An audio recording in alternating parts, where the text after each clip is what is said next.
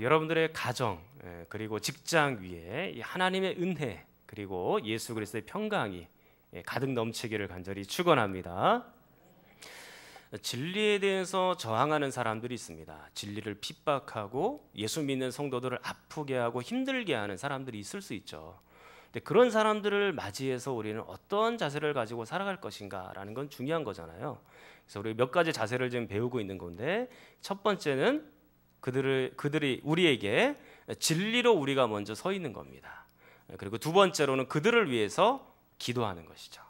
그리고 세 번째로는 우리가 더 오히려 거룩하게 살아가는 것입니다. 그리고 네 번째로는 오늘 3장에 나와 있는 것처럼 교회의 직분자들, 동력자들을 세워서 함께 일하라, 그것입니다. 그래서 감독의 직분도 있고 집사의 직분도 있죠. 이런 사람들과 함께 일하는 것입니다. 목사 혼자 북치고 장구치고 일하는 것은 그렇게 바른 게 아니에요. 여러분들이 함께 동력하고 또 일하는 것이 바른 것이고 옳은 일이고 또 성경적인 것입니다. 그래서 이런 직분자들을 세워놨을 때는 어떤 자격, 자질이나 어떤 조건들이 또 있을 수 있겠죠. 그 자질들을 오늘 3장 1절부터 7절까지 얘기를 해놓은 겁니다. 3장 2절에 보니까 감독은 그렇게 돼 있죠. 이 감독은 장로하고도 같이 바꾸어서 쓸 수 있는 그런 단어입니다. 장로는 첫 번째 어떤 자질을 갖추어야 됩니까? 책망할 것이 없어야 된다 그랬습니다. 책망할 거리가 많으면 다른 사람들을 권면하거나 훈계하는 데 지장이 생겨요. 그렇기 때문에 본인이 책망거리가 없어야 되는 겁니다. 성도들에게 모든 면에서 모범이 되어야 되는 거예요. 그리고 두 번째로는 어떤 자격 조건이 있나요? 한 아내의 남편이 되며 그랬습니다. 한 아내의 남편, 이것은 남편과 아내가 한 명씩 일부 일처를 얘기하는 것이고, 신앙의 정절뿐만 아니라 부부 안의 정절을 우리에게 말해놓고 있는 것이죠. 그리고 세 번째로는 무엇입니까? 절제하며, 그렇게 되어 있습니다. 이 절제하다라는 단어가요, 원래는 술 취하지 않는다, 그런 단어입니다. 그런 의미에서 여러분들에게 두 가지 절제를 지난 시간에 말씀을 드렸었는데, 첫 번째 절제는 무엇이냐면 쾌락의 절제입니다. 이 술은 쾌락을 대표하는 가장 중요한 요소 중에 하나죠. 그래서 이 세상적인 쾌락, 이 술 취하지 않는 것을 절제해야 되는 겁니다. 그리고 두 번째 절제는요, 세상 욕망의 절제입니다. 누구나 돈 벌고 싶고 성공하고 싶거든요. 근데 그 욕망 자체는 나쁘다고 얘기하기가 어려워요. 그러나 예수님보다 앞서간다든지 부정직한 방법을 사용한다든지 수단과 방법을 가리지 않는다든지, 그러면 그것은 죄악이 되는 것입니다. 그래서 세상 욕망이 가득 찬 사람이 직분자가 되고, 그런 사람들이 교회 안에 많으면 교회가 굉장히 혼란스럽게 되는 거예요. 왜냐하면 세상에서 일하던 방식 똑같이 가지고 들어와서 세상의 가치관으로 세상의 욕망으로 일하기 때문에 교회가 보통 혼란스러운 것이 아닌 겁니다. 이거 설명을 제가 지난 주일에 또 다 드렸으니까. 그리고 다음에 나와 있는 단어가 뭡니까? 신중하며, 그렇게 돼 있죠. 이 신중하다는 말이 예전에 개역 한글 성경에는 근신하다라는 단어로 번역을 했어요. 이 근신하다는 말은 깨어 있다, 그런 얘기거든요. 말세에는 여러분들이 깨어 있어야 됩니다. 무엇을 가지고 깨어 있어야 되냐면 분별력을 가지고 깨어 있어야 되는 겁니다. 여러분들이 분별력을 키워야 되는 거예요. 요즘에는요, 이 분별력을 가지고 발휘하기가 굉장히 힘든 세대입니다. 어떤 단체들이 있으면 그 단체가 이단의 단체인지 아니면 진짜 진리의 단체인지 그것을 구별하는 것이 보통 어려운 게 아니에요. 그들도 가만히 보면 하나님 얘기하고 예수님 얘기하고 성령님 얘기하고 다 해요. 그런데 뭔가 모르게 이상하단 말이에요. 자꾸 생각이. 알고 보면 그들이 성경 얘기를 하는 것 같지만 이단들이 굉장히 많다. 분별할 수도 없고 구별하기도 어려운 그런 이단들이 점점 많아지고 있는 그런 세대에 있는 겁니다. 그래서 안타깝죠. 그걸 분별하기가 너무너무 어려우니까. 그런데 여러분들을 이단으로 데려가는 사람들을 대부분 보면 처음 본 사람이 그렇게는 잘 못합니다. 처음 본 사람들은 경계를 하니까요. 그런데 대체로 아는 사람들이 여러분들을 이단으로 데려가는 거예요. 형제 자매들, 그리고 여러분들과 신뢰 관계에 있는 사람들이 여러분을 이단으로 데려갑니다. 그때 이단으로 데려가면서 하는 말이 그래요. 나하고 너하고 꼭 가볼 때가 있어, 그렇게 얘기를 해요. 나하고 이단 집회 장소 가자. 그렇게 얘기하는 사람은 없죠. 너하고 나하고 가볼 때가 있어. 그렇게 얘기를 해요. 그러면 이분이 나 생일 선물 사주려고 그러는가 보다. 누구 좀 만나려고 하는가 보다. 내가 가방 싸들고 덜레덜레 또 따라가거든요. 근데 가보니까 그 이단에서 전도사급으로 활동하는 사람이 나와 있고 이단 집회 장소에 앉아 있는 거예요. 우리는 그래도 정통 장로교인이니까 뭔가 들은 게 있어서 뭔가 이상하다라는 생각은 계속해서 가지고는 있는데, 그래서 이 자리를 박차고 딱 일어나려고 하면 옆에 있는 분이 말리죠. 야, 내 얼굴 봐서 좀 참아라. 조금만 들어보자. 그렇게 얘기를 해요. 그럴 때는 우리가 어떻게 해야 될까요? 그럼에도 불구하고 자리를 박차고 일어나야 되는 거예요. 일어나서 나가야 되는 겁니다. 그러면 그분이 이렇게 얘기할 수도 있어요. 너 정말 신의가 없다. 너 정말 나하고 신뢰관계가 이제까지 이 정도밖에 안 됐냐. 너 정말 배신이다. 이렇게 얘기할 수도 있어요. 그러나 속인 건 누가 먼저 속인 거예요? 그분들이 먼저 속인 거죠. 그분들 얘기를 귀담아 들을 필요가 없어요. 그건 배신도 아니고 신앙의 문제에 있어서만큼은 아무리 우리의 친척이 형님이 누나가 나를 유혹한다 할지라도 여러분들이 넘어가서는 안 되는 거예요. 신앙의 문제만큼은 단호하게 해야 되는 겁니다. 사랑하는 성도 여러분, 추석 때만 모이면 여러분들이 이단에 관계된 사람이 모여서 얘기를 할 수 있어요. 그러면 그분들과 서로 얘기를 할 때 이게 여러분들은 어떻게 할까요? 막 이단 얘기 꺼내려고 그러면 어떻게 해야 되나요? 다른 얘기를 하세요. 음식 엄청 맛있네 막 이런 얘기 그냥 하세요. 그리고 그 자리를 피하세요. 그분들과 대화해봐야 여러분들이 이득이 되는 일이 전혀 없습니다. 그분들이 하는 얘기들이 있어요. 야, 한번 얘기를 들어보거나 결정해라. 한번 가보고 나서 그리고 한번 체험해보고 나서나 얘기를 해라. 그렇게 해야 판단력이 생기고 분별력이 생긴 거 아니냐. 그렇게 얘기를 하는데 이단들이 아주 잘 써먹는 방법입니다. 한번 꼭 들어보라는 거죠. 그런데 우리나라 속담 중에 좋은 속담이 있어요. 굉장히. 똥인지 된장인지 먹어봐야 합니까? 보고도 알죠. 그러니까 이 분위기를 딱 보면 이분들이 이단인지 아닌지 그 얘기 체험해서 들어볼 필요도 없는 거예요. 듣지 마세요. 여러분의 영혼에 상처가 되고 그 얘기 들으면 오히려 마음이 심란해지는 거예요. 그래서 아예 안 듣는 게 좋습니다. 그리고 혹시 어쩔 수 없는 경우가 생길 수도 있는데 그딴 경우는 분별력을 잘 기르면서 오히려 예수님을 전할 그런 기회로 삼아야 되죠. 여러분들이 쉽사리 예수님을 전할 기회를 삼기 위해서 그분들에게 접근해서 막 얘기했다가는 여러분들이 넘어갈 확률이 많아요. 그렇기 때문에 대부분 접촉하지 않는 것이 좋겠다라는 생각이 들기는 합니다. 이렇게 마지막 때에는 근신하고 깨어 있으면서 분별력을 가지고 활동을 해야 되는 것입니다. 자, 그리고 나서 이제 장로의 5번째 자질이 나옵니다. 자, 3장 2절을 계속해서 보면 5번째 자질은 뭔가요? 뭐라고 되어 있습니까? 신중하며 다음에 단정하라 그렇게 되어 있죠. 이 단정하라는 말은 어디서 많이 본 것 같지 않습니까? 우리 성도님들은 보셨을 텐데요. 예, 분명히 보셨습니다. 2장 9절을 한번 보십시오. 2장 9절. 2장 9절에 보시면 또 이와 같이 여자들도 어떻게 해요? 단정하게 옷을 입으며 그랬습니다. 지금 여기 있는 단정하고 3장 2절의 단정하고 헬라어 단어로 똑같은 단어입니다. 그런데 2장 9절과 3장 2절이 조금 의미상의 차이는 약간 있을 수 있어요. 이게 이 단정이라는 말이 어디서부터 파생되어 온 거냐면 이 헬라어로 보면 코스모스라는 단어가 있습니다. 이 코스모스 많이 들어보셨죠? 이 꽃이 아니고 이 코스모스는 원래 우주라는 뜻입니다. 영어로도 우주 그렇게 되어 있죠. 그런데 어떤 우주냐면 체계가 잡혀 있는 질서 있는 우주다 그런 뜻이에요. 근데 이제 참고로 그냥 여러분들이 아시면 이 질서가 깨어진 우주 그리고 혼돈된 상태의 우주는 카오스라고 얘기를 하거든요. 근데 여기서는 지금 코스모스에서 파생되어서 질서 있는 우주다. 거기서 파생돼 나온 단어가 단정이에요. 그러면 이 단정의 원뜻은 뭐겠습니까? 질서 있다 그런 뜻이거든요. 그래서 질서를 가지고 2장 9절에서는 질서 있게 옷을 그렇게 입는 것이고 단정하게 입는 것이고 그 다음에 3장 2절에서는요 그 옷을 입는 것에서 더 확장된 개념으로 나간다라고 생각하면 될 것 같아요. 그래서 일상의 모든 면에서 질서를 잘 잡아나가자 그렇게 말씀드릴 수 있을 것 같습니다. 그런데 잘 3장 2절을 보시면 단정하다 앞에 어떤 단어가 나오냐면 절제하며 신중하며 그렇게 나오거든요. 절제하며 신중하며 이것은 내면의 마음의 상태를 얘기하는 거고, 지금 단정하다라는 것은 우리 외면의, 그러니까 우리의 삶과 행동과 관련이 되어 있다 그 얘기입니다.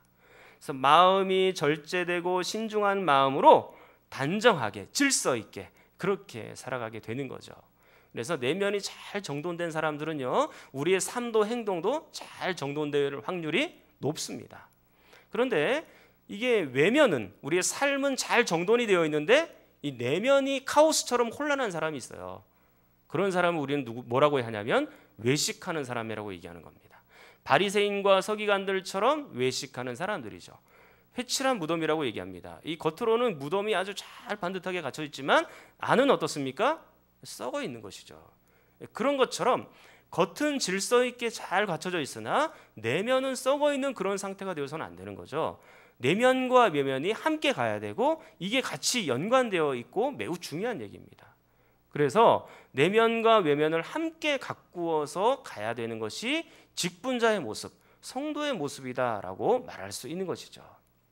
그런데 이 질서에 있어서는요, 영역이 몇 가지가 있는데 가정에서 질서가 있어야 되고 직장에서도 질서가 필요하고 교회에서도 질서가 필요합니다.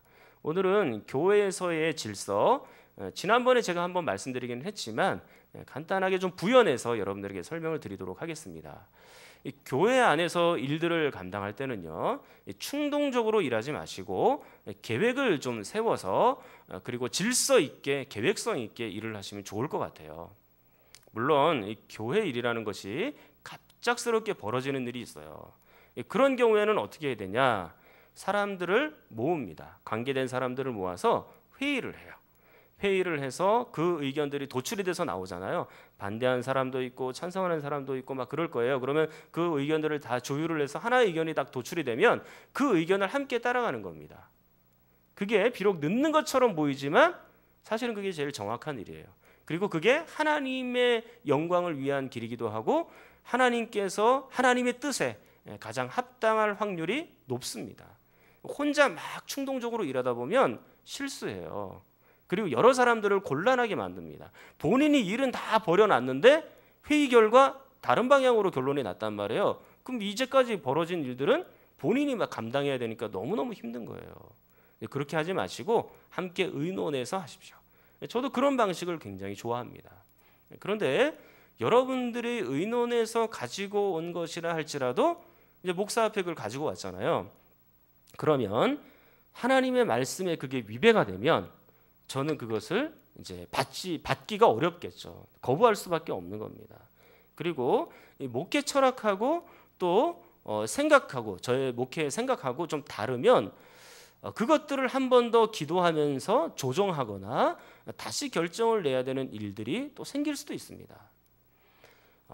여러분들에게는 다 말씀을 드리지 못하지만 그렇게 결정할 수밖에 없는 목회자의 뭔가 목회적인 활동이 있고 비밀을 반드시 지켜야 되는 그런 일들이 있기 때문에 그 결정과는 다른 방향으로 결정을 했을 때 이 목사님이 무슨 일이 있겠지, 그리고 목사님이 말하지 못할 그런 사정이 있어서 이렇게 결정을 하셨을 거야, 그렇게 받아들이시면 돼요.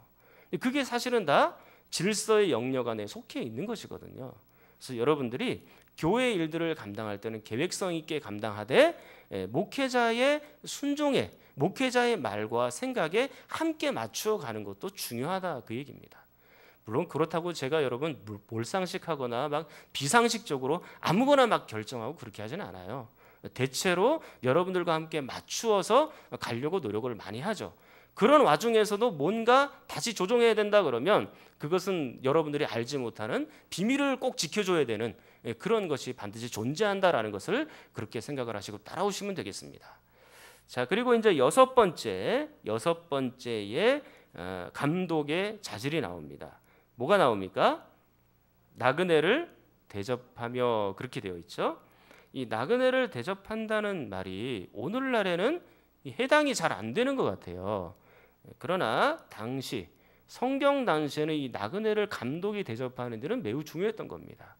지나가는 나그네가 당시에는 뭐 여관이나 이런 숙박시설이 발달이 안 됐기 때문에 위생적이거나 아니면 경제적인 문제 때문에 나그네가 머물 수 있는 곳이 많이 없었어요.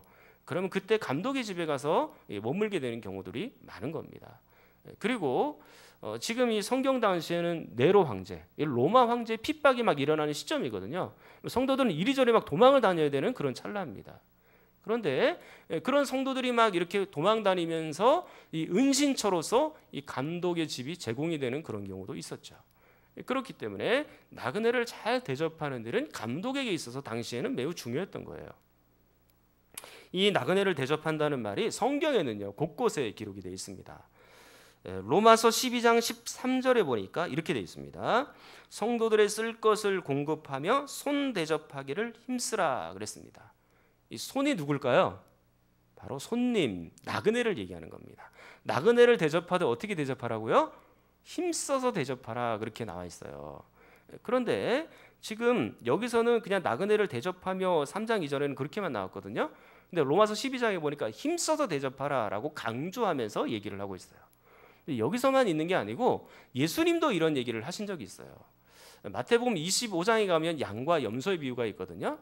양의 비유, 염소의 비유인데 양은 곧 구원받은 성도들의 모습이고 이 구원받은 성도들이 선행과 착한 일을 많이 했습니다. 그러면서 예수님께서 하신 말씀 이렇게 얘기를 하셨어요. 너희들이 내가 나그네 되었을 때에 나를 잘 영접했고 잘 돌봐주었구나 그렇게 얘기를 한 겁니다.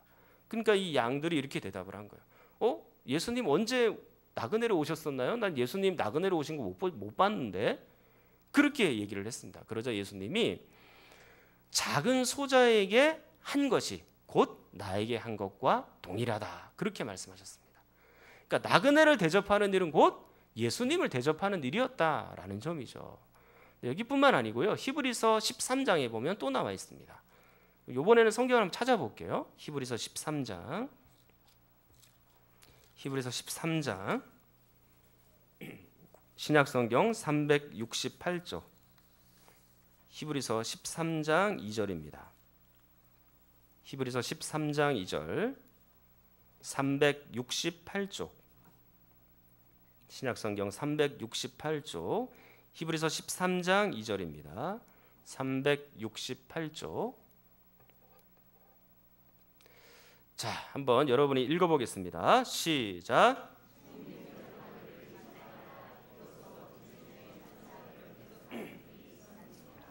자, 지금 여기서도 손님 대접하기를 잊지 말아라 그렇게 나와 있죠. 이 손님이 누굴까요? 나그네입니다. 예, 나그네로도 번역이 가능합니다. 나그네를 대접하기를 잊지 말아라 이로써 부지 중에 자기도 모르는 사이 천자들을 대접한 사람들도 있었다라고 얘기를 합니다. 이 말씀을 보면 구약 성경의 아브라함이 생각이 나는데 창세기 18장에 보면 마므레 상수리 나무 아래에 아브라함이 있었어요. 근데 멀리서 보니까 나그네 3명이 걸어오는 거예요. 근데 그 나중에 알고 보니까 나그네 그 3명 중에 한 분이 여호와시고 2분이 천사인 겁니다. 하나님께서 우리에게 보일 수 있는 방법으로 나타나신 것을 하나님의 현현이라고 얘기하거든요. 그런 식으로 하나님이 나타나신 거예요. 근데 이 아브라함은 그분을 아주 극진하게 대접을 했죠. 먹을 것을 갖다 주고 씻을 물을 주고 그렇게 해서 잘 대접을 해서 보냈습니다. 마태복음 25장의 부지 중에 예수님을 영접한 것처럼 아브라함도 그렇게 한 것이죠. 자, 그러면 오늘날의 이 나그네를 대접하라라는 것을 어떻게 적용을 해야 될까요? 도대체 길거리에 있는 노숙자들 다 모셔와가지고 우리 집에서 막 대접을 하고 먹을 거 먹이고 그렇게 할까요? 예, 물론 뭐 그렇게 하는 분도 계십니다. 제가 아는 분도 그 노숙자 되신 분들 모셔와가지고 깨끗하게 씻겨주고 수염 깎아주고 그리고 밥 먹을 거 제공해주고 집에서 그렇게 하신 분들이 계시기는 해요. 그렇게 하는 것만이 예수님을 영접하는 것이냐? 자, 우리가 이것을 좀 더 확장해서 설명할 필요가 있을 것 같아요. 히브리서 13장 1절로 한번 가보십시오. 1절입니다. 13장 1절. 자, 1절 말씀 어떻게 되어 있습니까? 한번 읽어보십시오. 시작. 그렇죠. 형제를 사랑하라 그렇게 나와 있죠.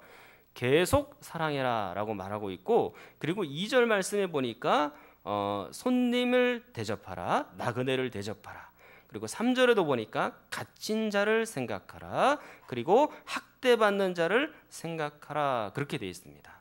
2절과 3절이 이렇게 연결이 되어 있거든요. 그러면 1절 말씀은 요약이라는 것을 알 수가 있고 2절, 3절은 그것에 대한 구체적인 실행 방안이라는 것을 알 수가 있는 겁니다.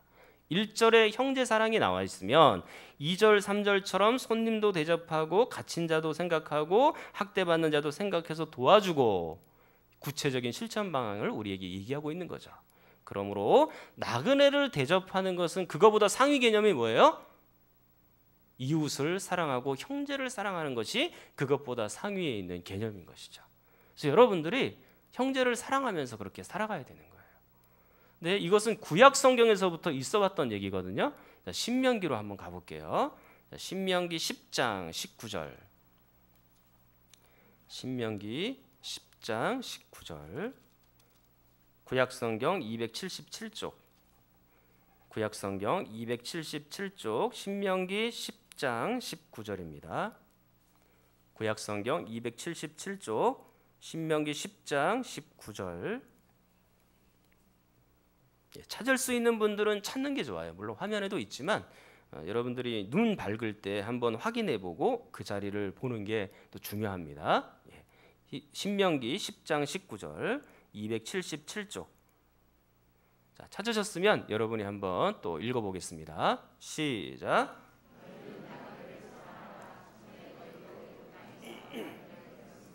아멘. 19절에 뭐라고 돼 있어요? 너희는 나그네를 사랑하라고 돼 있죠.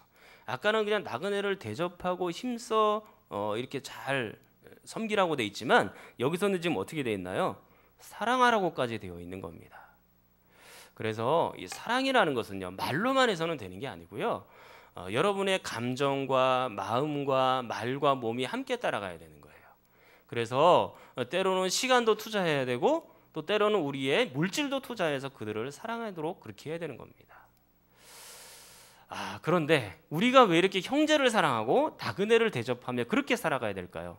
그 이유가 뭘까요? 다시 신명기 10장 19절로 보면 답이 나와 있습니다. 왜 그럴까요? 다시 한번 볼까요? 시작.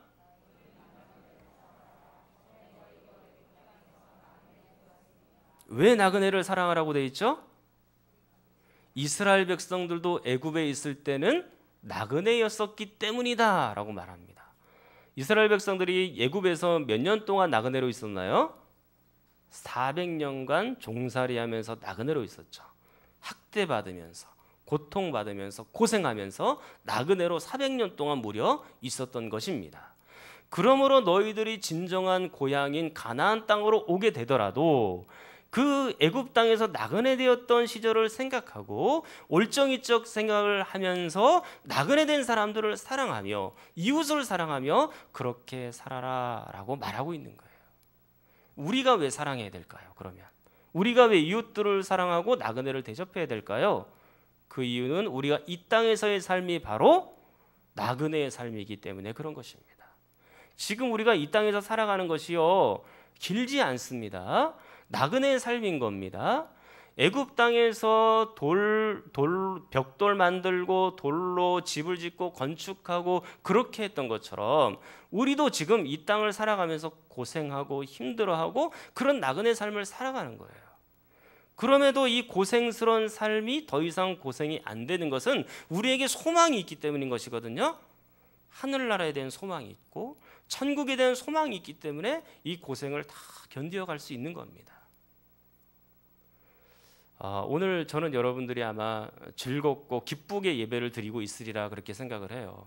왜냐하면 이제 추석 명절이니까 가족들끼리 다 모였고 또 오늘 또 예배 마치고 내려가야 될 분들은 또 내려가시게 되잖아요. 그죠? 예, 그러면 여러분들이 또 내려가셔서 보시면 그곳에서 참 형제들을 만나고 또 그곳에서 또 좋은 친척들을 만나고 또 좋은 동무들을 만날 수 있기 때문에 이 마음이 굉장히 즐거울 수 있을 것 같다라는 생각이 듭니다. 고향이 고향으로서의 의미가 있는 것은요, 그곳에 사실은 우리의 부모님이 계시기 때문에 그런 거예요. 우리 사랑하는 사람들이 있기 때문에 고향으로 다시 가서 그들과 함께 사랑 나누기를 원하는 거죠. 부모님이 계시지 않으면 여러분들이 고향 잘 찾아지나요? 잘 안 찾아집니다. 잘 안 가게 됩니다. 그런데 그 고향으로 내려가게 되는 것은 부모님이 계시기 때문에 그 고향이 의미가 있는 거예요. 여러분, 인천이 고향이신 분 한번 손 한번 들어보시죠. 인천이 고향이다. 다 타양에서 오셨나요? 예, 그렇군요. 예. 몇 분 안 계시네요. 2부 때는 인천이 고향이신 분이니까 너도 나도 쌍수 들어가지고 막 이러시던데, 예. 3부 때는 좀 저조하군요. 그럼 우리 다 타양살이 하고 있는 거예요? 예, 나그네 삶이군요. 예, 그래요. 우리가 인천이 고향이 아닌 분들은 지금 사실은 다 타양살이를 하고 있는 겁니다. 나그네 생활을 하고 있는 거예요. 그러므로 우리가 이 나그네 생활을 하면서 중요한 것은 형제들을 사랑하며 사는 것이 중요해요. 서로 의지하고 사랑하고 대접해주고 섬겨주며 사는 삶이 매우 중요한 것이죠. 그리고 또 하나 기억을 해야 될 것은 고향이 고향되는 것은 그곳에 우리 사랑하는 부모님이 계시기 때문에 고향이 의미가 있는 것처럼 우리가 왜 천국을 사모합니까? 그곳에 바로 하나님이 계시기 때문에 천국을 사모하는 거예요. 우리의 아버지 하나님이 계시기 때문에 천국을 사모하는 겁니다. 그곳에 나를 위해서 십자가에서 피 흘려 죽으시고 나를 구원하신 예수 그리스도께서 계시기 때문에 고향을 사모하는 거예요. 본향을 사모하며 천국을 사모하며 그렇게 살아가는 것이죠. 만약에 그 본향에 하나님이 계시지 않으면 그 천국은 의미가 없어요. 우리나라에서 최초로 기도원 문을 여신 분이 계신데 그분이 유재현 목사님이십니다. 지금 철원에 가면 그 기도원이 있거든요. 그 유재현 목사님이 1940년에 이 찬송시를 본인이 작사를 한 것이 있어요. 이게 묶음이 한 요 정도 되거든요. 찬송시가. 근데 보통 하나의 찬송시에 7줄, 그러니까 7개 가사가 달려 있어요. 우리 찬송가 지금 4절 부르잖아요. 근데 7줄의 가사가 달려 있습니다. 근데 그 중에 가사 중에 하나가 이렇게 돼 있어요. 예수 없는 천국은 내가 원치 않고 예수 있는 지옥도 나 싫지 않도다. 예수여 예수여 내 중심에 오셔서 주님 한 분만으로 만족하옵니다. 그런 찬송시가 있어요. 예수님이 천국에 계시지 않으면 의미가 없다는 거예요. 하나님이 천국에 계시지 않으면 우리에게 더 이상 그곳은 천국이 아니라는 점입니다. 여러분, 천국에 왜 가고 싶으세요? 황금길이 있고 12진주문이 있고 생명나무가 있고 막 그래서 천국 가고 싶으세요? 그거는 본질이 아니에요. 우리 진짜 천국에 대한 사모함의 본질은 그곳에 하나님 아버지가 계신다라는 점이기 때문에 그런 거예요. 그러나 또한 이 땅이 아무리 지옥과 같은 삶을 살고 너무 고통스러운 나그네의 삶을 산다 할지라도 그곳에 하나님이 함께 하시면 그곳이 바로 천국인 줄 믿습니다. 정말 하나님이 함께 하시면 천국으로 바뀌는 거예요. 모두가 다. 그렇기 때문에 우리는 이 나그네 삶이 결코 고단하지 않아요. 우리는 천국에 대한 소망이 있고 그리고 함께 천국을 꿈꾸는 옆에 있는 동료들이 있고 우리 사랑하는 동지들이 있으니까 더 이상 외로운 인생이 아니죠. 그러므로 이곳에서 나그네의 삶을 살아가지만 여러분의 일상은 단정하고 질서 있고 형제를 사랑하며 그렇게 살아갈 수 있기를 간절히 축원합니다. 우리 통성으로 함께 기도하겠습니다. 하나님 아버지, 우리 삶이 단정하게 하시고 질서 있는 삶이 되게 하여 주시옵소서. 어지럽고 복잡했던 우리 삶이 예수님을 중심으로 질서가 잡히게 하시고 건강한 삶이 되게 하여 주시옵소서. 또한 이 땅에서 나그네와 형제들을 사랑하며 살게 하시고 나 역시 나그네 인생임을 잊지 않게 해주시옵소서. 이 땅 쾌락과 세상 욕망에 만족하지 않게 하시고 본향을 사모하며 사는 인생 되게 하여 주시옵소서. 우리 주여 한번 부르짖고 기도하겠습니다. 주여